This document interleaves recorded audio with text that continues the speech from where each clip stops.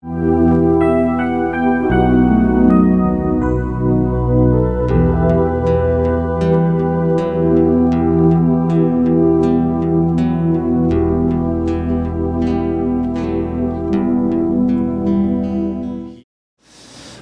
우리는 로마서 그리고 요한복음을 쭉 살펴왔습니다. 오늘부터는 고린도 전서를 매주 한 장씩 살펴보려고 합니다.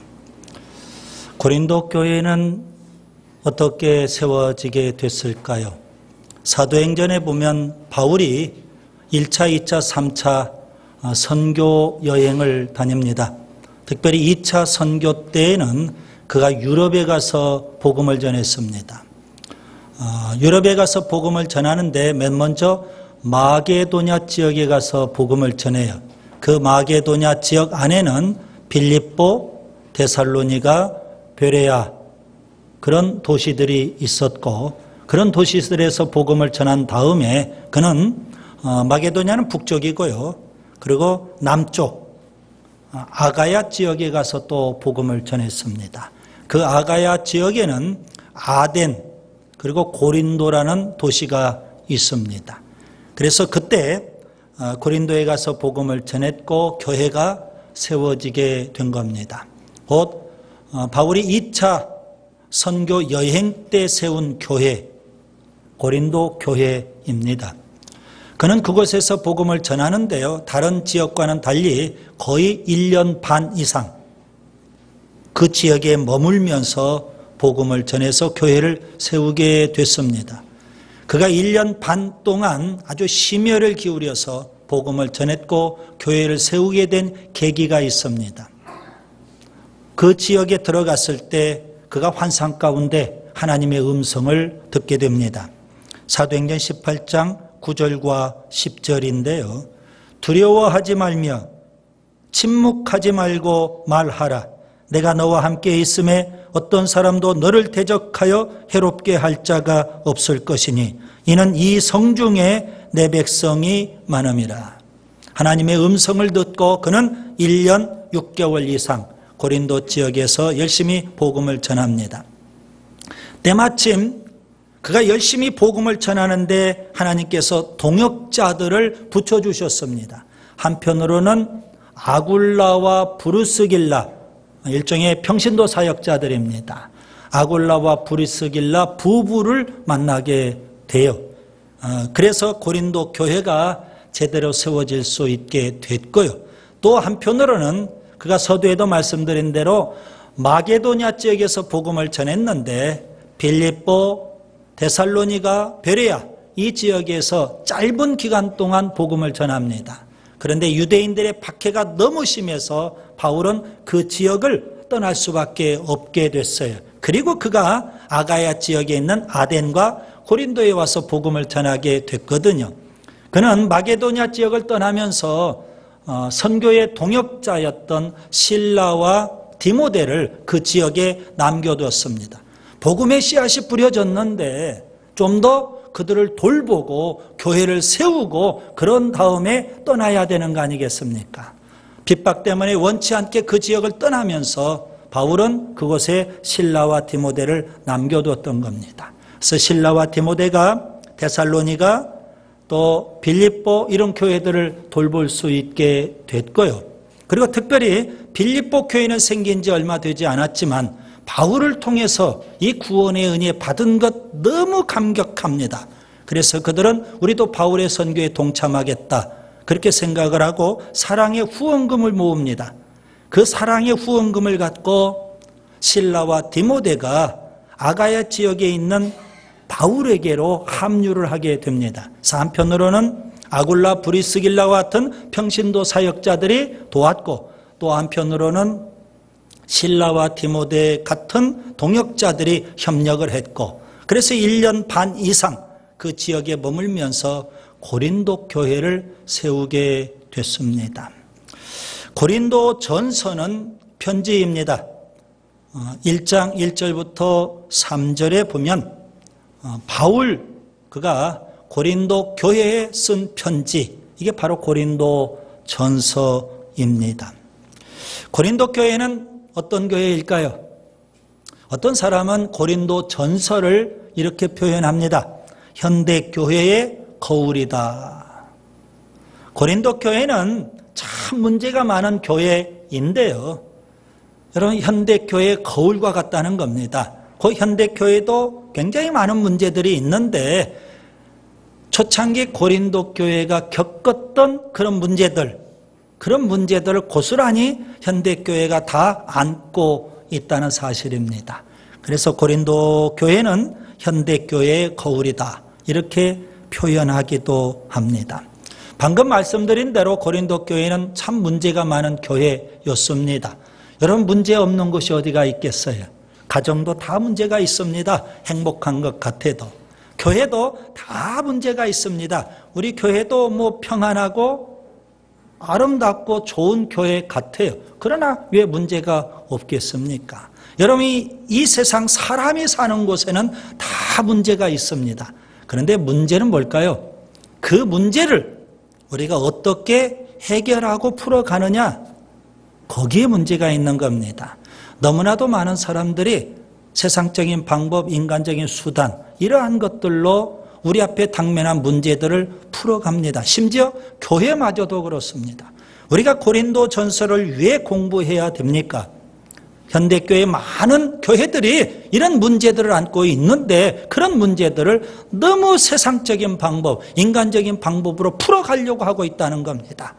그런 고린도 전서를 통해서 우리가 영적 지혜를 얻고 성경적인 방법으로 우리의 삶의 문제들을 풀어가면 좋겠다. 저는 그렇게 생각을 합니다. 그런 차원에서 우리가 고린도 전서를 공부할 이유가 있다고 말씀드릴 수 있겠고요. 오늘은 특별히 고린도전서 1장입니다. 저는 1장을 크게 세 단락으로 나누려고 합니다. 4절부터 9절까지 하나님의 은혜에 감사했습니다. 그 다음에 두 번째 단락은 10절부터 17절까지 교회의 일치를 권면했습니다. 그 다음에 세 번째 18절부터 31절까지 십자가의 도를 전했습니다. 먼저 첫 번째 단락을 보시기 바랍니다. 4절부터 9절까지입니다. 고린도 교회는 참 문제가 많은 교회였고, 그래서 바울 그는 고린도 교회 때문에 골머리를 많이 썩였습니다. 그런데도 불구하고 그는 편지를 쓰면서 고린도 교회 그 문제 때문에 고린도 교회를 책망하기보다는 하나님께서 고린도 교회에 베푸신 은혜 때문에 그가 감사하고 있다는 사실입니다. 여러분, 우리가 감사해야 되는데요, 바울처럼 감사부터 해보자는 겁니다. 우리 한번 따라서 합시다. 감사부터 하자. 문제가 있기 때문에 그 문제를 바라보고 짜증내고 화를 내고 분노할 수 있겠지만 하나님이 베푸신 은혜가 있지 않습니까? 그렇다면 은혜 때문에 감사부터 하는 자세가 참 필요한 줄 믿습니다. 우리는 너무 쉽게 원망하고 불평합니다. 우리는 입을 열어서 너무 쉽게 불평하는 경향이 있어요. 광야 이스라엘 백성을 보세요. 그들은 입만 열면 원망이고 불평이었습니다. 그래서 끝내 그들은 광야에서 다 죽고 말지 않았습니까? 여러분, 그들은 감사를 해도 너무 많이 해야 될 상황이에요. 애굽에 10가지 재앙을 내린 거 그들은 다 봤어요. 그리고 기적처럼 출애굽을 경험했어요. 심지어 호응에도 기적으로 건넜어요. 구름기둥, 불기둥이 그들을 인도해요. 날마다 만나와 메추라기를 하나님께서 먹여주셔요. 그리고 그들 앞에는 젖과 꿀이 흐르는 가나안 땅이 약속되어 있어요. 여러분, 이 정도 되면 감사해야 되는 거 아니에요? 그런데 사람은 감사할 줄 몰라요. 입만 열면 원망이고 불평입니다. 그래서 오늘 제가 드리는 말씀은 감사부터 해보자는 거예요. 원망과 불평이 나오기 전에 감사부터 훈련하자. 아멘. 그래서 여러분, 감사는 훈련으로만 가능해요. 믿음으로 여러분 감사할 수 있기를 바랍니다. 바울은 항상 감사한다 그럽니다. 여러분, 우리가 원망과 불평이 나올 틈이 없도록 항상 감사할 수 있기를 바랍니다. 데살로니가전서 5장 17절에 보면 범사에 감사하라.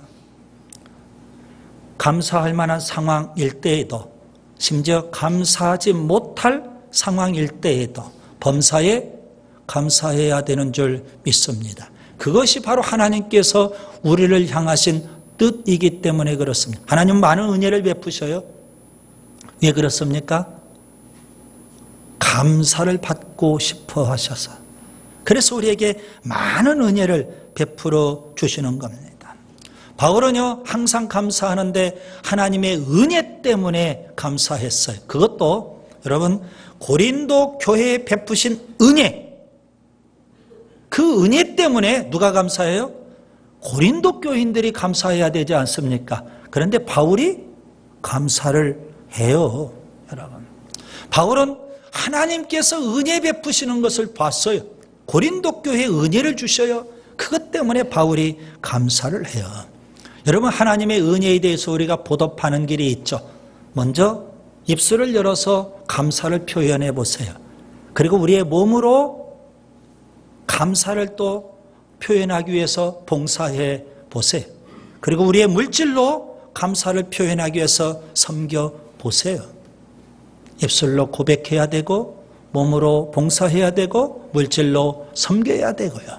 하나님의 은혜에 감사하는 자가 될 수 있기를 바랍니다. 자, 그러면 고린도 교인들이 받은 하나님의 은혜는 뭘까요? 여러분, 오늘 우리도 동일한 은혜를 받게 되는데요. 우리가 지금 잘 깨닫지 못해서 그렇지 하나님께서는 우리에게 동일한 은혜를 주셔요. 바울이 지금 고린도 교회에 베푸신 하나님의 은혜, 그걸 깨닫고 바울이 감사하지 않습니까? 자, 그러면 하나님께서 베푸신 은혜는 뭘까요? 세 가지인데요. 첫 번째, 6절에 보시면 그리스도의 증거를 확실히 믿게 되었다는 겁니다. 바울이 전한 그리스도의 증거를 고린도 교인들이 믿게 됐어요. 여러분, 믿음도 은혜인 줄 믿습니다. 물론 내가 결단해요. 믿겠다고. 그리고 내 의지를 동원해요. 그래서 믿습니다. 그러면서 우리가 믿을 수 있어요. 그런데 어느 순간에 하나님께서 은혜를 부어주셔야. 과거에는 잘 믿어지지가 않아요. 하나님께서 우주 만물을 창조하셨다? 이거 어떻게 믿어요? 모세가 반석을 쳤더니 생수가 솟아나요? 이거 믿어져요? 홍해가 갈라졌대요? 예수님이 물 위를 걸으셨대요? 죽은 지 나흘이나 되고 장례식 다 치렀는데 그 무덤에서 나사로야 나오라니까 나사로가 살아나왔대요. 믿어져요? 그런데 어느 날 은혜를 받고 보니까 다 믿어져요. 아멘. 여러분, 우리가 믿기도 해야 되지만 정말 중요한 건 뭘까요? 하나님께서 은혜 주셔서 믿어져야 되는 줄 믿습니다. 그래서 믿음이라는 것을 저는 은혜라고 표현해요. 고린도 교인들이 지금 믿은 것은 하나님이 은혜 주셔서 그들이 확실히 믿게 되었더라는 겁니다. 여러분, 그들이 믿고 끝났습니까? 아니에요. 7절에 보니까 성령의 은사를 풍성히 부어주셨다는 겁니다. 여러분, 성령을 또 체험하게 됐어요. 성령의 은사를 체험하게 됐어요. 은사만 아니라 그들은 직분도 받았어요. 여러분, 우리가 은사 받고 직분 받고 성령을 체험하고 그리고 뭐 해야 돼요? 열심히 봉사하는 것 아니겠습니까? 봉사할 수 있다는 것, 이거 은혜인 줄 믿습니다. 여러분, 뉴스에 보면 가끔 이런 못된 회사들이 있어요. 아무개를 쫓아내기 위해서 그냥 쫓아내면 문제가 발생하니까 한직으로 내몰아요. 일도 주지 않고. 어디로 몰까요? 화장실 앞에 책상 하나 덩그러니 놔두고 아무 일도 시키지 않고 거기에 근무하라는 거예요. 아, 이런 못된 회사도 있어요. 결국 어떻게 해요? 자존심 상하니까 그냥 사표 쓰고 나가는 거예요. 여러분, 일해야 되는데 일할 수 없을 때 일하지 않으면 이거 죽을 맛인 거예요. 그런데 예배당 안에서는 상황이 달라요. 직장에서는 일 안 시키면 이게 죽을 맛인데 교회 안에서는 일하는 것을 행복하게 여겨요. 그리고 직분 받아놓고도 은사 받아놓고도 일 안 하는 경우들이 있어요. 이걸 죽을 맛으로 여겨야 돼요. 하나님께서 나를 지금 일시키신다. 나는 은사와 직분 받고 열심히 일하고 있다. 이거 하나님의 은혜로 여기시기를 바랍니다. 이렇게 고린도 교인들은 은사와 직분을 받고 열심히 충성을 해요. 은혜입니다. 그 다음에 세 번째 7절 계속 보시면 예수님의 재림을 간절히 사모하고 있어요. 여러분, 예수님의 재림을 사모한다는 건 뭘까요? 8절에 보면 그날에 예수님 재림하시면 우리가 심판대 앞에 서게 되고 우리 인생에 대해서 다 평가를 받게 될 거예요. 1달란트 받은 자는 악하고 게으른 종아 책망받아요. 2달란트와 5달란트 받은 자는 착하고 충성된 종아 주님으로부터 칭찬을 받아요. 예수님의 재림을 사모하는 자는요, 2달란트와 5달란트 받은 자처럼 착하고 충성된 종이 되는 거예요. 여러분, 우리가 예수님의 재림을 사모할 수 있다는 것, 이것 또한 하나님의 은혜인 줄 믿습니다. 여러분, 우리가 신앙생활하면서 예수님을 믿게 됐어요. 또 성령을 체험하고 은사와 직분도 받아요. 그래서 봉사해요. 그리고 예수님의 재림을 간절히 사모하면서 우리가 충성을 다해요. 다 하나님의 은혜 아니고 뭐겠습니까? 왜 하나님께서 이런 은혜들을 주실까요? 여러분, 구절을 보세요. 하나님은 미쁘신 하나님, 신실하신 하나님이, 하나님께서는 우리를 맨 처음 부르셨어요. 그 하나님께서 우리를 천국까지 인도해 주실 거예요. 그 하나님은 신실하신 하나님이니까. 그래서 우리는 구원의 확신을 가질 수 있어요. 도중에 우리가 실족하지 않도록, 도중에 우리가 포기하지 않도록, 도중에 우리가 되돌아가지 않도록 하나님께서는 신실하신 분이기 때문에 우리에게 은혜를 베풀어 주셔요. 그래서 천국에 가게 하셔요. 신실하신 하나님을 우리가 믿어야 돼요. 자, 하나님은 분명 우리를 천국으로 인도해 주시는데 중요한 건 뭘까요? 우리가 그런 세 가지 은혜를 받고, 여러분 오늘 9절에 보니까 하나님께서 신실하신 그분이 왜 부르셨을까요? 왜 은혜를 베풀어 주실까요? 예수님과 영적 교제를 나누도록. 여러분, 신앙생활의 참된 목적은 바로 여기에 있는 거예요. 우리가 예수 잘 믿어야 되죠? 그리고 은사 받고 열심히 봉사해야 되죠? 예수님 재림을 사모하면서 충성을 다해야 되죠? 그 목적이 어디에 있어요? 예수님과 친밀한 영적 교제를 나누자는 데 있어요. 그러면 우리는 반드시 뭐예요? 천국까지 가게 되는 거예요. 신실하신 주님이 그렇게 해 주실 거예요. 우리는 요한복음을 다 공부했어요. 요한복음에서 배우는 위대한 진리는 뭘까요? 요한복음 15장에 주님께서 고별 설교하시면서 제자들에게 말씀하셨어요.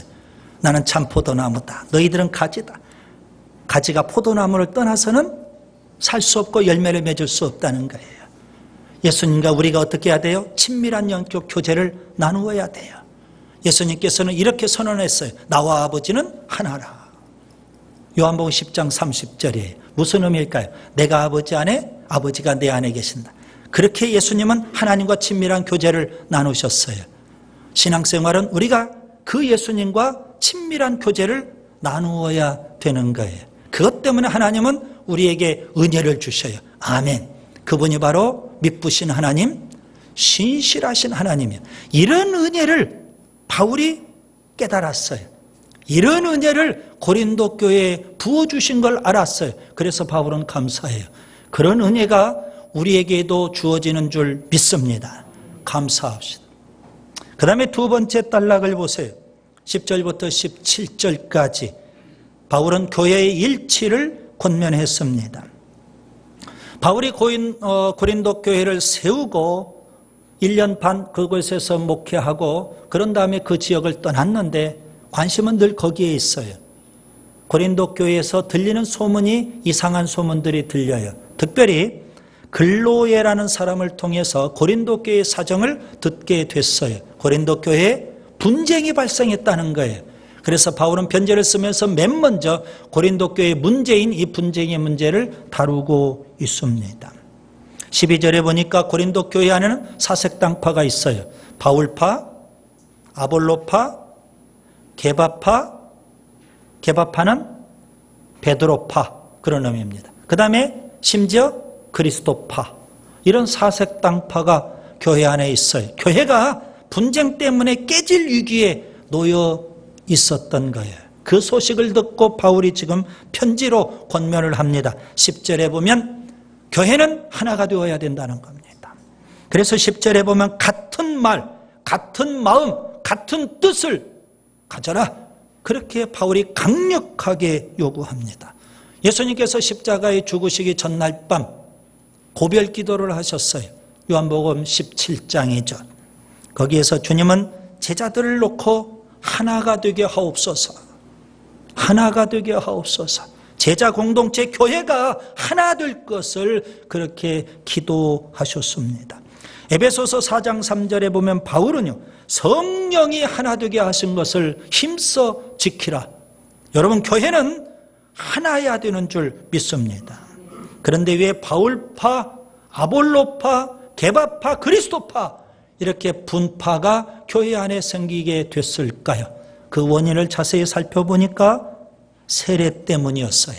13절부터 17절에 보면 바울에게 세례받은 사람들은 바울을 추종해요. 아볼로에게 세례받은 사람은 아볼로를 추종해요. 베드로에게 세례받은 사람은 베드로를 추종해요. 그렇게 사람들을 추종하니까 어떤 사람은 나는 그리스도 이름으로 세례받았으니까 그리스도파다. 저마다 그렇게 각자 나에게 세례를 주신 그 분을 추종하면서 분파가 생기게 됐더라는 겁니다. 바울이 보니까 안타까운 거예요. 여러분, 세례 베푼 사람 집례자라고 하죠. 집례자도 중요하지만 더 중요한 게 뭘까요? 우리가 누구의 이름으로 세례를 받느냐, 그리고 그 세례의 의미가 무엇이냐, 이게 더 중요한 거예요. 여러분, 세례를 베푼 집례자가 중요한 게 아니에요. 여러분, 세례의 의미는 뭘까요? 예수님과 함께 죽고 예수님과 함께 사는 거예요. 이게 세례예요. 여러분, 세례 받았으면 예수님과 함께 죽어야죠.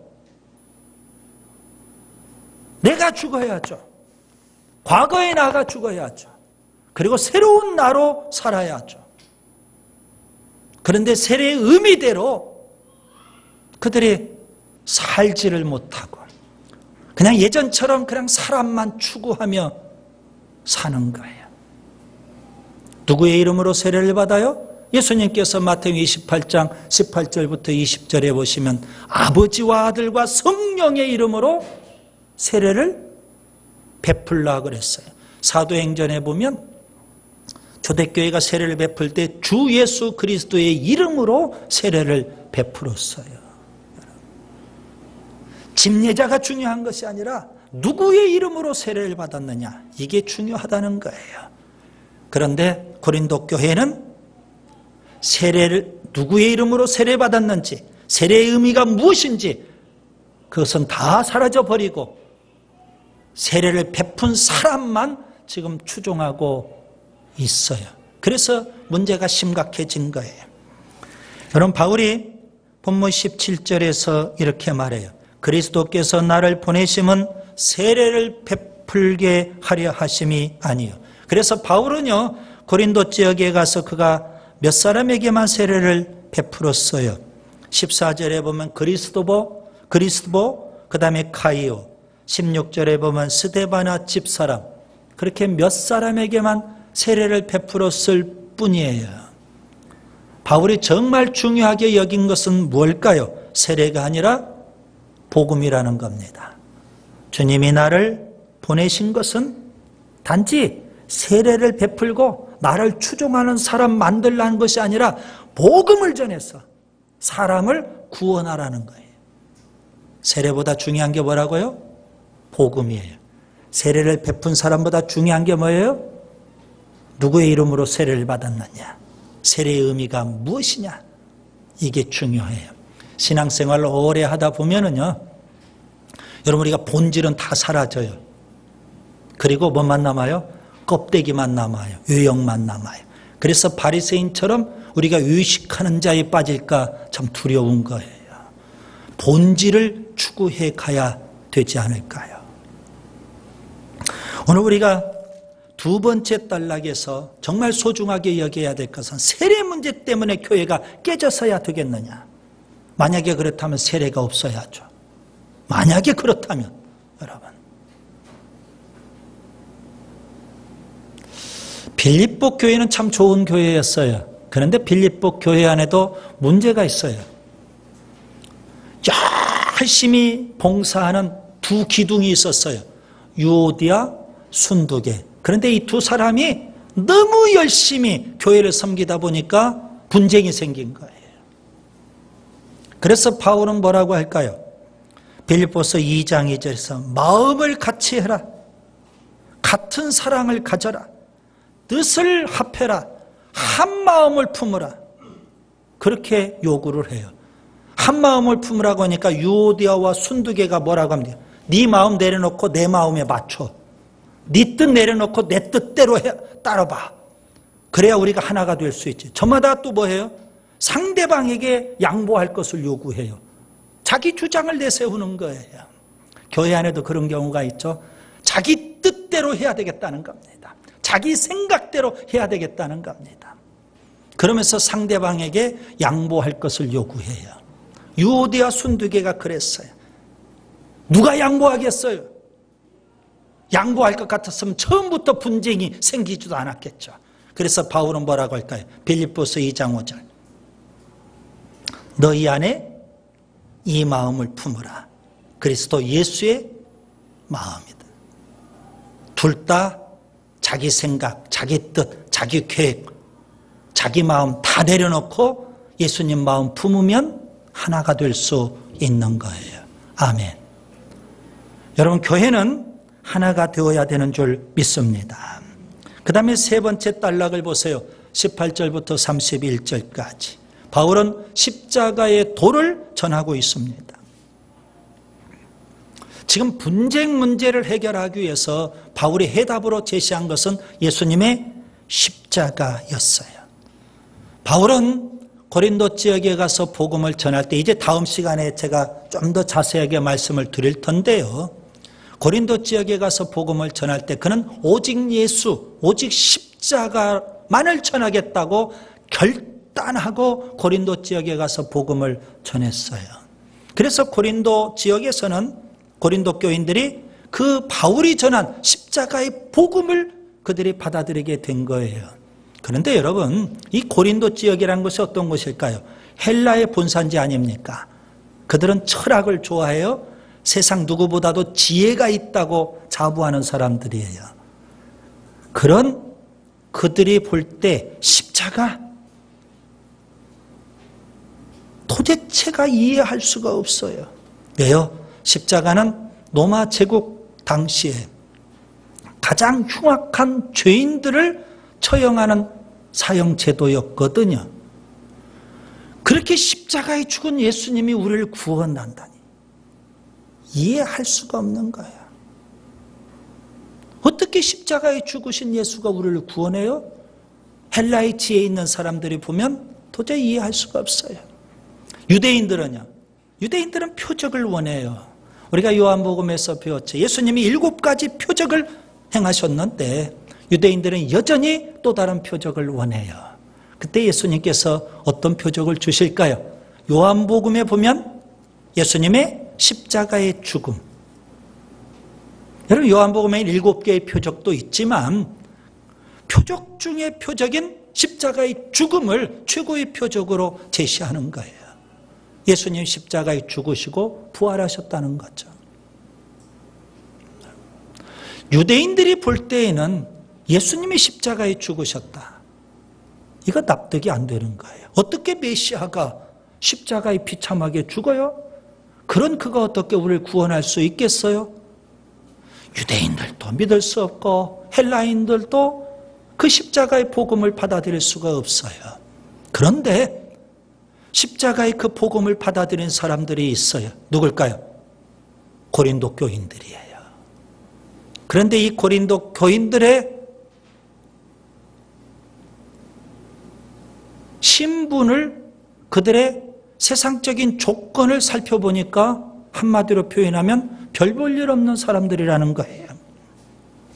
여러분 1장을 자세히 한번 여러분 살펴보세요. 26절부터 28절에 보면 고린도 교인들의 그들의 세상적인 조건이 어떠했을까요? 그들 가운데는요, 지혜로운 자가 별로 없었어요. 능한 자도 많지 않았어요. 문볼 좋은 자도 없었어요. 오늘 우리 시대 용어로 표현하면 지혜로운 자, 박사학위 받은 사람도 없다는 거예요. 능한 자, 세상 권력을 가진 자도 없다는 거예요. 문볼 좋은 자, 금수저 갖고 태어난 사람도 없다는 거예요. 다 형편없었어요. 다 별 볼 일 없는 사람들이었어요. 그런데 그들은 십자가의 복음을 듣고 그들은 구원받아서 지금 고린도 교회를 구성하고 있는 거예요. 왜 하나님께서 이렇게 세상적인 조건이 별 볼 일 없는 그들을 구원하실까요? 세상에 떵떵거리는 사람, 세상에 권력 있는 사람, 세상에 많이 배웠다고 지식이 있다고 하는 사람, 또 문벌 좋다고 하는 사람, 그들을 다 부끄럽게 하시려고. 그리고 우리로 하여금 세상적인 조건 자랑하지 못하게 하시려고. 여러분, 우리가 자랑할 게 뭐가 있겠어요? 우리 가운데 재벌도 없죠? 우리 가운데 뭐 장관, 권력자도 없죠? 우리 가운데 뭐 박사학위 받고 대학 교수도 별로 없죠?